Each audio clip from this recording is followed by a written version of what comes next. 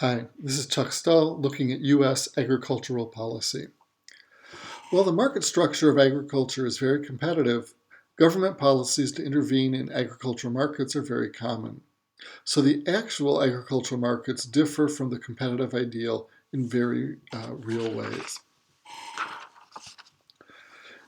U.S. agriculture policy often has been designed to offset those cheap prices we talked about in an earlier presentation.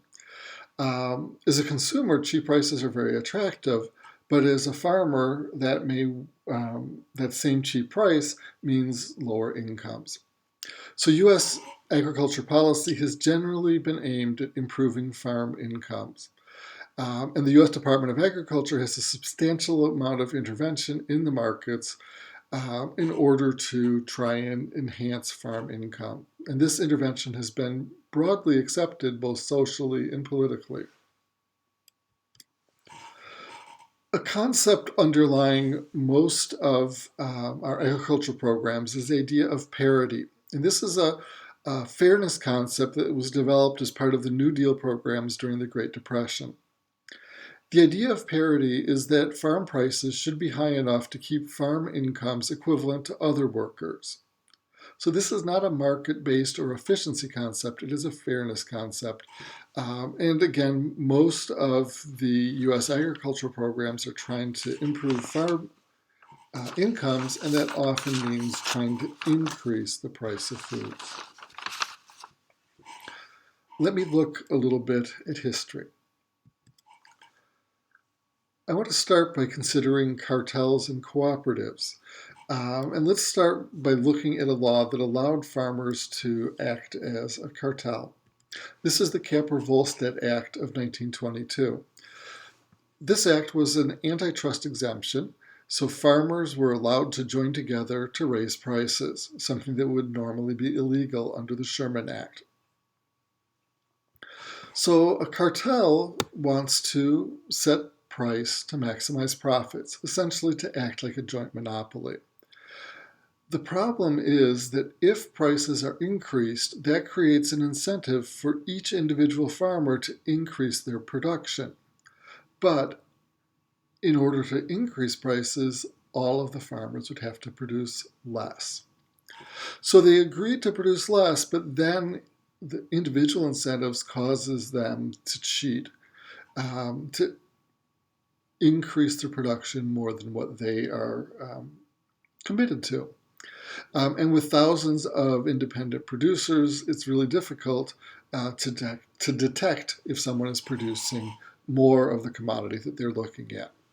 The problem, of course, is if everyone increases quantity, the price will crash and the cartel will fail.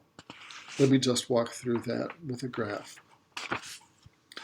So the equilibrium price is seen by the farmers as too low. They get together with their competitors and say, let's raise price up to this cartel price. So we're going to go from P star up to PC.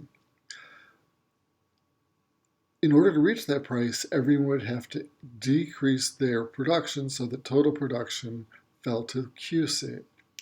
But the incentive of that higher price is to increase the quantity from each individual farmer.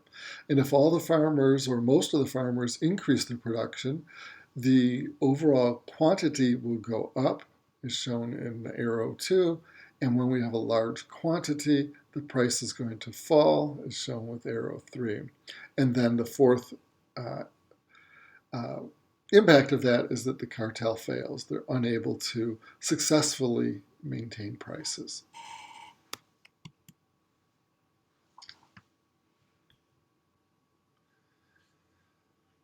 The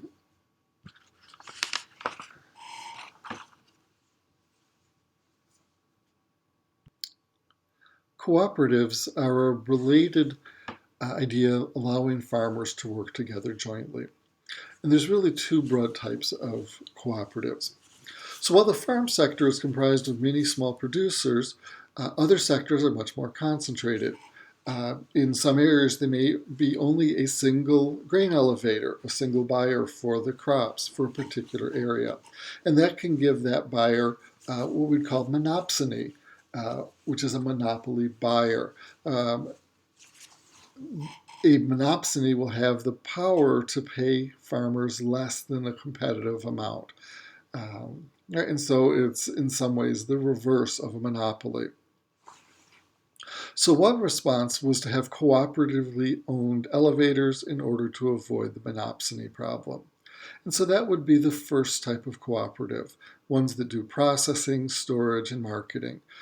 So we'd have grain elevators, creameries, fruit and vegetable and nut processors that might be collectively owned in order for the farmers to get fair prices for their products. The second element that a cooperative may engage in is acting as a bargaining agent. And here the cooperative acts like a cartel. In order to be successful, it needs to be able to restrict output in order to enhance price.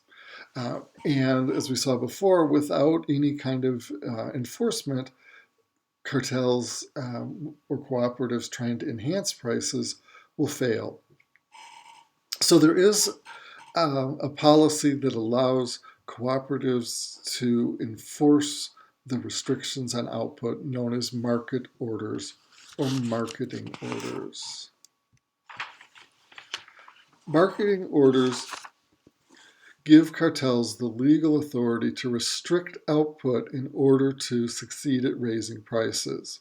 So groups of farmers can get together, decide what they would like to do, and the market order gives them power to enforce their decisions. This is particularly important in some specialty crops, fruits and vegetables, and in dairy. So for example, if we look at the federal milk marketing order, we can see just in the discussion, in the overview of its intent, is the federal milk marketing order says it is trying to stabilize market conditions. It assures dairy farmers of a reasonable minimum price for their milk throughout the year. It ensures adequate supply and prevents wild fluctuations in price. So you can see there's two elements there that are a little bit conflated. One is trying to reduce volatility, and the second is enhancing price, acting more like a cartel or a joint monopoly. Now, market orders, again, are mostly for specialty crops, and they're for particular products in particular geographic areas. And market orders can restrict sales. So if producers are part of a cooperative and they grow more than they agreed to, they cannot legally sell it as fresh fruit. So often they can divert it into a secondary market. So while there might be a restriction on how many lemons a farmer could sell, they could sell those extra lemons to be processed into lemon scent for furniture polish or detergent and so forth.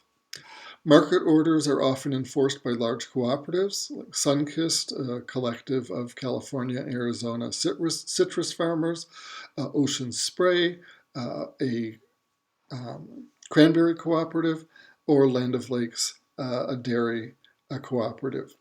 Again, the goal of a market order is to restrict quantity in order to increase price. There may also be quality standards, which can also help enhance price. And market orders often have advertising and promotion budgets built into them. So those are used for some of the specialty crops. Let me look at some of the commodity programs that are used for the important grain crops and oil seeds, things like wheat, corn, and soybeans. To start with, government intervention came in the form of price floors, or what were known as support prices. So support prices look at a market and say that equilibrium between supply and demand gives a price that is too low for the farmers to have the income that we are looking to have. So the government will then increase the price and simply say, no, we can no longer sell corn at the market price, we're going to have a new price that every producer needs to sell at. Now, as you can see, if we go from P star to PF, right, moving up to that price floor or the support price, we're going to have some changes.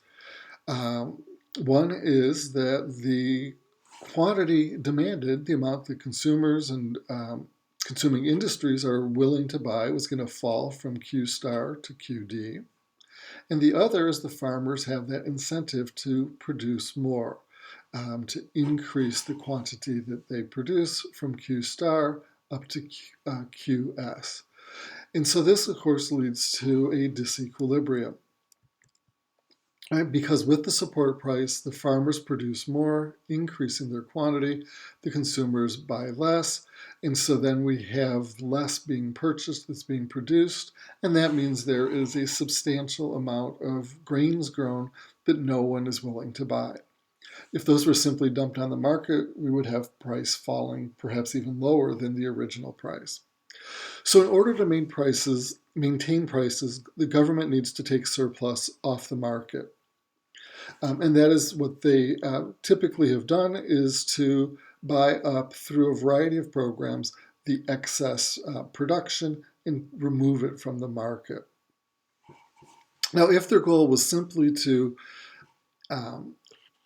reduce price volatility, they would buy grains in years when the price was low, and then would sell their surpluses in years when the prices were high, right, stabilizing the overall prices. What in fact happened is that surpluses tended to accumulate over time, and the governments were always trying to enhance price as opposed to merely stabilize it. These accumulated surpluses became a major problem. Simply where to physically put all of the corn and dried milk and other crops. And so that led to a variety of policies that they tried to use to reduce the surpluses. So one was to try and sell the surplus on the world market, but of course other countries who were trying to sell their crops would protest that this was dumping, that we were selling below price, and that it was hurting their business. There were a variety of food aid programs, and these would be either gifts or subsidized loans to poor countries. Food for Peace was a particularly well-known one. Now, these did help get nutrition to poor countries, but it also, at the same time, hurt development of their own farm sectors by taking large, efficient U.S. farmers and giving their crops for free or very low cost away in poorer countries. Another program that was used was to reduce surpluses was to reduce the supply. And the overall goal was to try and enhance price and reduce surpluses. And so here farmers would be paid not to grow crops.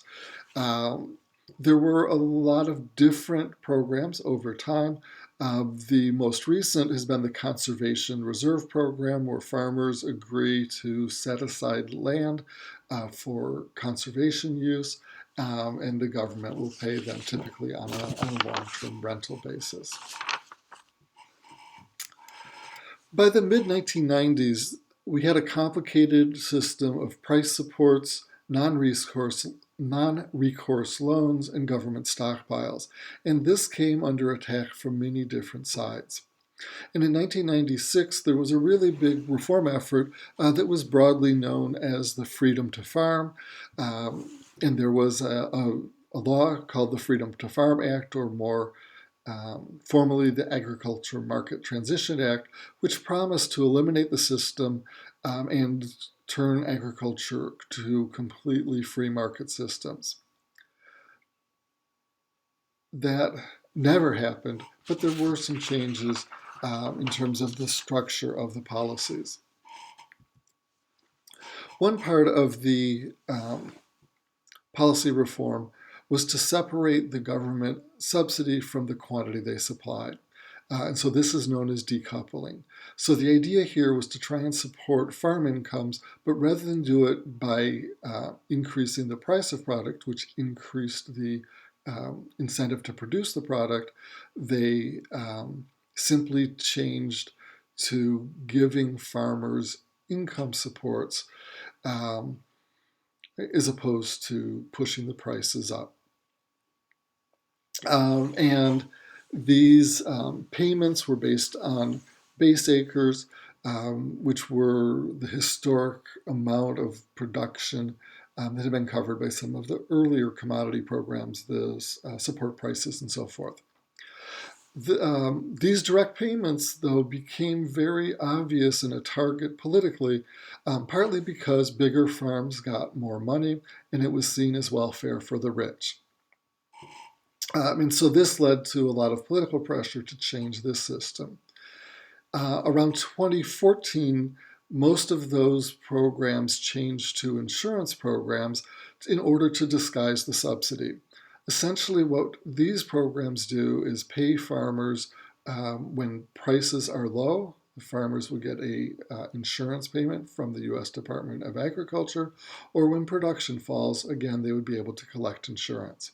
So while the structure of the programs have changed, these are still big, expensive programs intervening in what would look like a competitive market. Now, decoupling did eliminate the government-owned stockpiles of food, which solved some real serious storage problems. It did lead to limited food reserves if there's emergency needs. And so there was a time in 2008 where there was a real spike in food prices that could have been addressed by government-owned surpluses, except most of the Western or rich country governments had gotten rid of their surplus stocks. Let me turn to the specific law that supports these different agricultural programs. This is known as the Farm Bill. It is typically passed every 5 years, and it's a wide variety of agriculture policies combined into a large, complex piece of legislation. So this includes the farm aid programs that we've been discussing, so the crop insurance and supply management programs. Farm Bill also includes nutrition programs, so this would be the SNAP, Supplemental Nutrition and Assistance Programs, that formerly had been called food stamps. There's disaster aid, there are environmental programs like the Conservation Reserve Program, there's sustainability and organic programs, there is research and extension, disaster aid, essentially a little bit of something for everyone, and it's a big, big, expensive law. Now, typically this has had bipartisan support from both Republicans and Democrats, but in the last couple of farm bills, the politics have become more complicated. Farmers and rural legislatures support the safety net, which is money to farmers to enhance the farm incomes. Urban representatives typically support the nutrition programs, food assistance for the poor. But then there are budget hawks, people who would like to see the federal budget more balanced. They look at these big, expensive programs, and they would like to cut the USDA spending in order to reduce the deficit.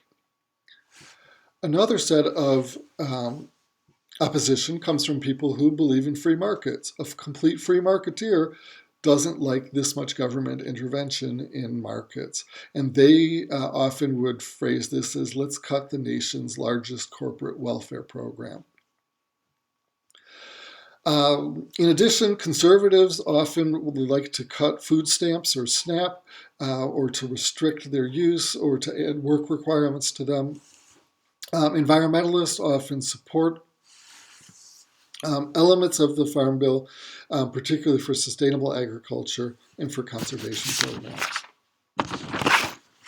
So the 2012 Farm Bill was delayed for 2 years, and 2018 Farm Bill was delayed until the very end of December, and essentially came into place right at the beginning of 2019, so about a year late. And after that, there were some other policies that started to change just a few months afterwards. This is Chuck Stull from Kalamazoo College talking about agriculture policy. Thank you.